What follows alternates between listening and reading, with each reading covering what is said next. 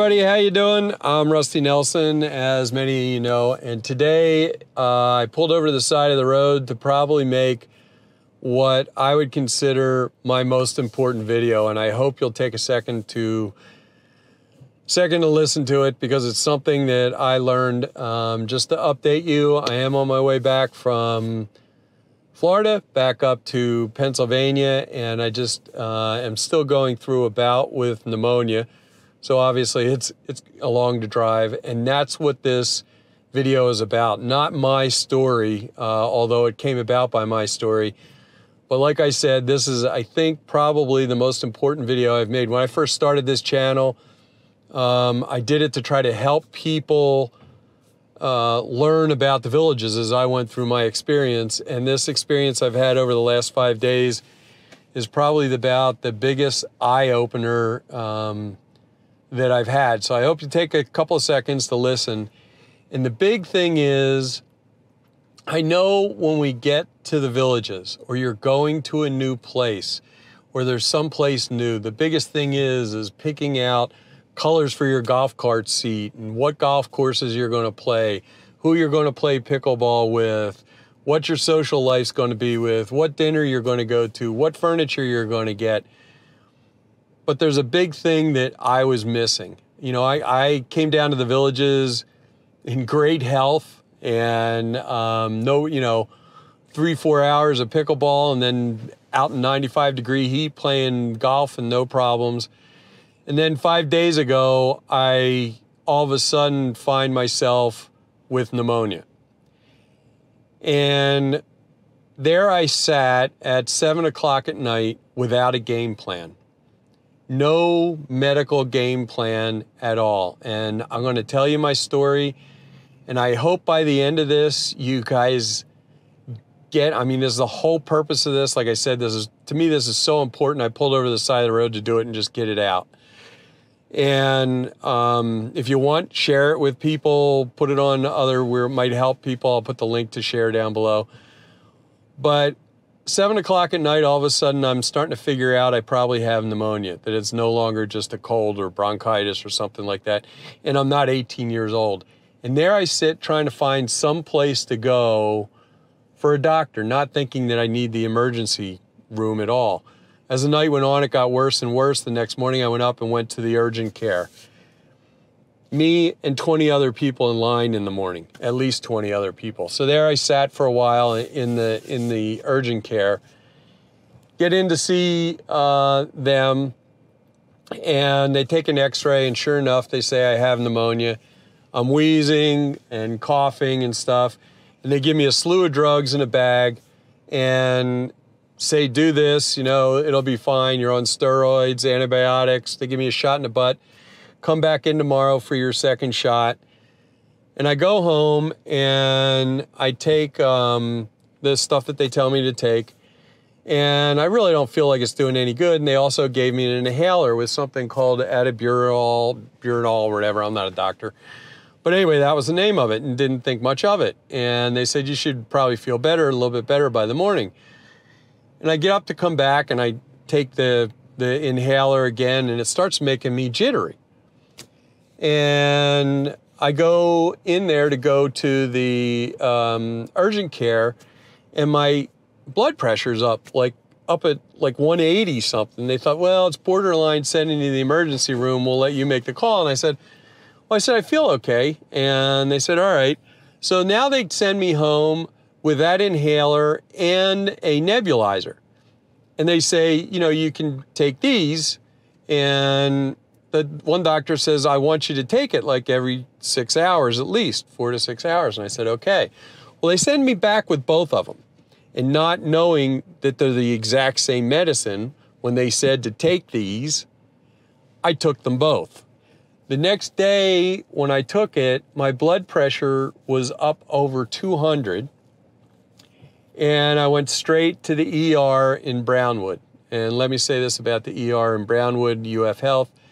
These guys were excellent. I can't say enough about them. I'll explain a little bit more in a few seconds. But I go in there, and this is like 3 days later, telling them, the thing with the blood pressure. And I get in there and they take another chest x-ray, and they say basically it's unremarkable, meaning I guess that they don't see the pneumonia anymore. And I said, okay, so that's my first trip to the ER. And I go back home and they say, take the medicines as prescribed, you'll start to feel better. So I go back home and there I am with this puffer and the nebulizer, thinking that when they say take these, you're supposed to take both of them. Little did I know you were only supposed to take one. I take it again the next morning. It throws me through the roof. I'm literally crawling up the walls, right back into the car, right to the ER. I get in there, they get me, of course, the guy remembered me from the day before, and they get me in there. This time there's a doctor there and a respiratory therapist. Let me tell you what, they were so nice. And when that doctor came in, the ER doc, and I'll say his name, Dr. Hussein, great doctor. I mean, as far as I could tell. Listen to me, except this time, and this is what I mean, you have to be your own advocate and follow this yourself, and just hear me out for a few seconds. I literally stopped him and I said, hang on a second, don't leave yet. Look at these medications that they're giving me, right?